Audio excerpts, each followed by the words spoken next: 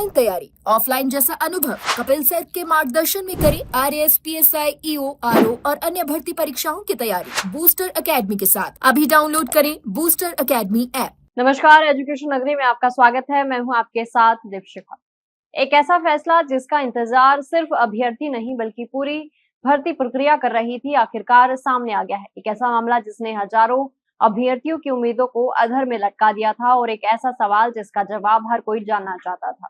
क्या अंतिम वर्ष के छात्रों को मौका मिलेगा या नियम ही आखिरी सच साबित होंगे? आखिरकार देश की सबसे बड़ी अदालत ने इस सस्पेंस पर पर्दा उठा दिया है। राजस्थान की सहायक अभियोजन अधिकारी भर्ती 2024, जिसमें 181 पद थे, एक बड़े विवाद में घिर गई है और मामला सीधे सुप्रीम कोर्ट तक पहुंच गया।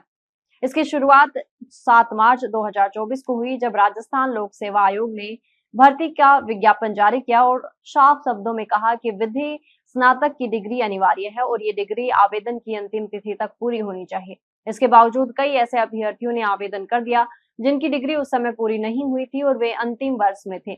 आयोग ने स्पष्ट किया कि ऐसे अभ्यर्थी अपने आवेदन वापस ले लें, लेकिन अभ्यर्थियों ने इस निर्देश को चुनौती देते हुए राजस्थान हाईकोर्ट का दरवाजा खटखटाया, जहां उन्हें राहत मिली और अंतिम वर्ष के छात्रों को परीक्षा में बैठने की अनुमति दे दी गई। इसके बाद मामला और गंभीर हो गया, क्योंकि ये सिर्फ एक भर्ती का नहीं बल्कि नियमों की व्याख्याता का मुद्दा बन चुका था और आरपीएससी ने इस फैसले को सुप्रीम कोर्ट में चुनौती दी।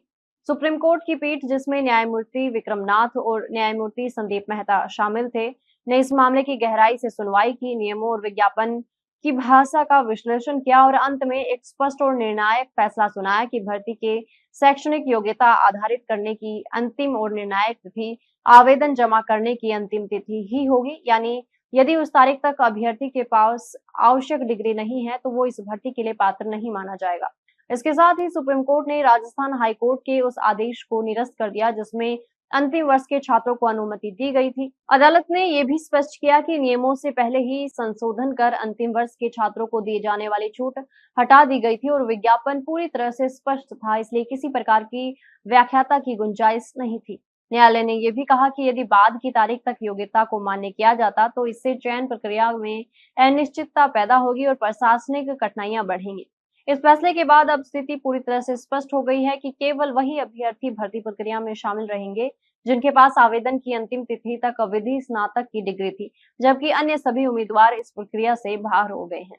और इस पूरे फैसले ने एक बार फिर से ये साबित कर दिया कि भर्ती प्रक्रियाओं में नियम ही सर्वोपरि है, न कि भावनाएं।